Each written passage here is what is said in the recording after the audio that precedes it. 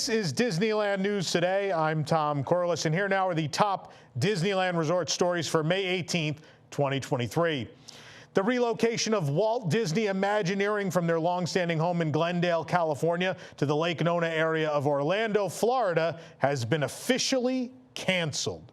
Imagineers who made arrangements or already had moved to Lake Nona are being offered the opportunity to stay or relocate back to California at the expense of the Walt Disney Company. The announcement comes amidst the ongoing battle between Disney and Florida Governor Ron DeSantis. Disney has simply cited, quote, changing business conditions as the reason for the cancellation.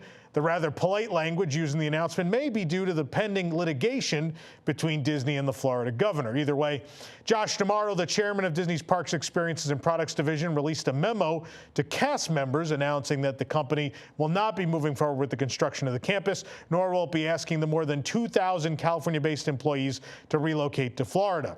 In the memo, D'Amaro says, this was not an easy decision to make, but I believe it is the right one. He also added, it is clear to me that the power of this brand comes from our incredible people, and we are committed to handling this change with care and compassion. I remain optimistic about the direction of our Walt Disney World business, D'Amaro stated to employees. He also reiterated in the memo that Disney is still planning to invest $17 billion in Florida over the next 10 years. This will include 13,000 new jobs. Disney currently employs over 75,000 in Florida alone. Disney first announced its plans to relocate in July of 2021. Then CEO Bob Chapek made the announcement. However, it was not entirely met with positive reception. Following the announcement, many employees left the company or transitioned to a position that would not require them to relocate. The campus was originally scheduled to be established in 2023, but the full move from California was later shifted to 2026. Of course, some employees had already made the move, and some people had even already left the company, unfortunately, but nonetheless, you know, the means by which we got to this were not what we had in mind. I think there are many of us who thought the backlash after the announcement and after the parental rights and education bill would be enough to make Disney cancel this project. And Bob Iger came in, and I was like, well, this has got to be it. They're going to cancel the Lake Nona thing, right? And then they weren't. I think there was too much. It was too far along, and it made too much sense for them. But now with everything going on with the governor in Florida, Ron DeSantis, and that whole situation, why would the Walt Disney Company move their business to Florida when they're currently sort of at war with the government? It makes no sense. For us as fans, this is beautiful news, right? Because Walt Disney Imagineering in particular, obviously other parts of the Parks and Resorts division and other parts of the company were going to move to Lake Nona too. But the fact that Imagineering gets to remain in Glendale is a wonderful thing. It's where it's been since the beginning. That's where it should remain. I know many creative people in the company we know are overjoyed. There was apparently cheering throughout the offices at WDI when this was announced, and rightfully so. And hopefully, maybe some of those great minds that were at WDI before and left because of this will come back or will be brought back. I think in the end, this is a very positive change. And I say that as a Orlando local who is a Walt Disney World regular, that this is clearly the best thing for the company. It was before even any of this happened. And so, again, the means by which we got to this, not ideal for anyone involved. But at least we got the end result that I think the fans wanted, that for sure the creatives and management in the company wanted. So in the end, it worked out. We still have to wait and see how this whole Florida thing works out, but nonetheless, a positive result, at least in this aspect. This week, the Disneyland Resort hosted a special event to pitch local business leaders on their massive Disneyland Forward expansion proposal, which aims to revitalize the vision of the resort over the next 3 decades. Disneyland President Ken Patrick spoke about the project. To put it simply, Disneyland Forward sets the stage for significant and multi-decade investment in the future.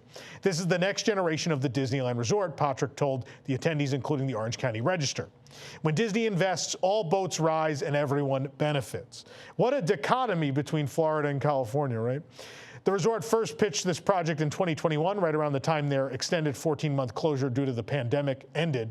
The The presentation served as a way for Disneyland to pitch their vision to Orange County businesses and civic leaders, detailing the tourism, tax revenue, and employment benefits of the proposal before the proposal goes before the Anaheim Planning Commission later this year and the City Council next.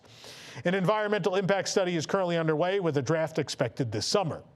Quote, the economic engine, that is the Disneyland Resort, will be turning 68 years young in July, yet we believe it has more potential than ever, said Patrick. When we work together, the possibilities are endless, and that is exactly what we are trying to do. The concept art used provides a glimpse at the expansion's possibilities, utilizing currently underway projects like Fantasy Springs from Tokyo Disney Sea or Zootopia from Shanghai Disneyland to demonstrate. What we would love is for these future innovations to have a spot here in Anaheim, said Disney's Global Development Vice President Rachel Aldi. The resort also brought out Cal State Fullerton's Anil Puri to spell out the economic impact of every $1 billion invested by Disneyland. During an average 4-year construction period, Disneyland would generate 4,500 jobs, $11 million in tax revenue, and $1.1 billion in economic output in Anaheim for every $1 billion spent, according to his study. The aim of the Disneyland Forward project is to obtain more flexibility for land Disneyland received approval to develop in the 1990s, ideally adding a mix of theme park, hotel, retail, dining, and entertainment on the eastern and western edges of the resort. Disneyland has used less than half of the millions of square feet of theme park and hotel space that has already been approved for the resort district, according to the Orange County Register. The Disneyland Forward plan stays within the existing 500-acre property in Anaheim with no physical expansion or additional acreage. There are some caveats to that, right? We know, those of you more in the know that Disneyland has a lot of land available for new development, whether it's the Toy Story parking lot, whether it's the Garden Walk shopping district, a number of spots they're currently not utilizing. And I've said this before, just walking, we actually stayed, I think last year or the year before, we stayed at a hotel near the Garden Walk area, and I walked through there and I was like, this has so much potential. There is so much more potential in Anaheim than I think at any of the Disney resorts around the world right now to grow and evolve and become something bigger, something more of a destination than it already is, which is crazy to say, right? I mean, their attendance is fantastic. The resort makes billions of dollars. It's already a huge success, but I think there is so much potential for growth there, and it'll be interesting to see if this gets approved and if the Disneyland Resort can over the next 30 years grow into all that space finally and become what Disney has envisioned by acquiring all these plots of land around the original property. The Disneyland Resort Park Pass reservation system will allow guests to make modifications without canceling first as of now. It began on May 17th, Disneyland Resort rolling out a new feature that lets guests modify the date and/or park of their theme park reservation on Disneyland.com without having to first cancel the reservation. This is subject to park reservation availability and applicable blockout dates, but guests using the app will be redirected to the website to do this. Guests will be able to make modifications to their theme park reservations up to the day of their reservation before they enter the theme parks, and Magic Key holders will continue to have a one-day modification window. The live-action version of Ariel, the Little Mermaid, will begin her character meet and greet at both Disneyland and Walt Disney World Resorts on May 26th, the day of the release of the film. We previously posted about Walt Disney World, Disneyland Resort, and Disneyland Paris's hiring of Holly Bailey lookalikes. At Disneyland Paris, Ariel will be in a limited-time celebration, which may begin also on May 26th. Ariel will greet guests at Disneyland on the promenade near It's a Small World. This program is brought to you by our official travel agent sponsor, Be Our Guest Vacations. Your dream vacation begins with Be Our Guests and their concierge team of expert vacation planners. The best part is their concierge services are 100% free. Head on over to beourguestvacations.com/WDWNT, and their team will design your next magical vacation, from the Disneyland Resort to the Walt Disney World Resort to the Disney Cruise Line to Adventures by Disney and more. A padded play area for toddlers has opened behind Donald's Duck Pond, and the Birdhouse has been removed from Goofy's How to Play yard in Mickey's Toontown at Disneyland. The small enclosed play area has green padded benches and structures snug against the brown cliffs of Toontown. The play area is for little Goofs from 6 to 23 months in age. They must have adult supervision at all times. Sign also warns that the surfaces may be hot. The area is mostly shaded, but it could still get sunny back there in Mickey's Toontown. As well, the colorful birdhouse is gone from Goofy's How to Play yard and has been replaced with a fake rock in the center of a ring of chalk drawings. The birdhouse was reportedly temporary, and a more permanent interactive version will debut later. Here's what it looked like when Mickey's Toontown reopened earlier this year.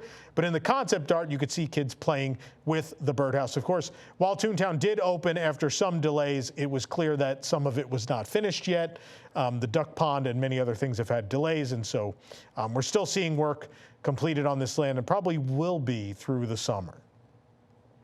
The new and Magic Keyholder exclusive Mickey Mouse Ice Cream Hat Bowl has arrived at Clarabelle's Hand-Scooped Ice Cream at California Adventure. The Mickey Mouse Ice Cream Hat Bowl is $17.19 with a sundae. There are two different sundaes to choose from, the PB&J Banana Split and the Chocolate Brownie. In the photos you're looking at now, we get the PB&J. The sundae comes in a very generously sized cup, separate from the ear bowl. In the past, they were served inside the souvenir items, making it very messy and sticky, but now everywhere we've seen this, they have this little thing. Even on the cruise line for the Bing Bong one, they have this little plastic cup now. The ear bowl itself looks like a scoop of chocolate ice cream with colorful sprinkles on top, and the ears look like two waffles covered in chocolate fudge and sprinkles. There's a tiny chocolate Mickey Mouse icon on the center of the bowl, which is a tiny bite taken out of the ear, revealing the white center, which appears to also be ice cream. A closer look at the left ear shows the chocolate fudge dripping down the waffle into the shape of a tiny Mickey Mouse-shaped head. The back of the ear bowl has the Disneyland Resort logo printed across it. You can support the entire team behind this show and others by joining the WDWNT Interglobe Society at patreon.com/WDWNT. Get access to exclusive content, discounted show and event tickets, and more. Special shout out to all of our WIGS members who make the show happen every week. The Uva Bar and Café has been completely demolished at the downtown Disney district at Disneyland Resort soon after demolition began. The Catal restaurant and its outdoor Uva Bar and Cafe closed on April 9th in order to make way for an exciting new addition to the downtown Disney district, according to Disney. Construction will surround the demolition site with advertisements for the Mexican restaurant Paseo and Centrico from Michelin star chef Carlos Gaitan. Construction on Paseo and Centrico will begin now that the Uva Bar is demolished. For comparison, here's a photo from the opening of the Uva Bar and Cafe taken from a similar angle. Here's what it looked like. The demolition of the Uva Bar and Cafe is not the only change happening right now. Of course, the new Jazz Kitchen signage has been installed. Sprinkles Cupcakes closed permanently last month, and some of the construction fencing surrounding the monorail station has been removed, to name a few projects. For the absolute latest Disneyland news, head on over to DisneylandNewsToday.com and follow us on all your favorite social media platforms. If you're enjoying the show, be sure to like this video, subscribe to WDW News Today on YouTube for more great content, and click the bell for notifications. Also, hit select all notifications so you never miss an episode of the show. For DLNT, this is Tom Corliss saying, enjoy the rest of your today and have a great, big, beautiful tomorrow.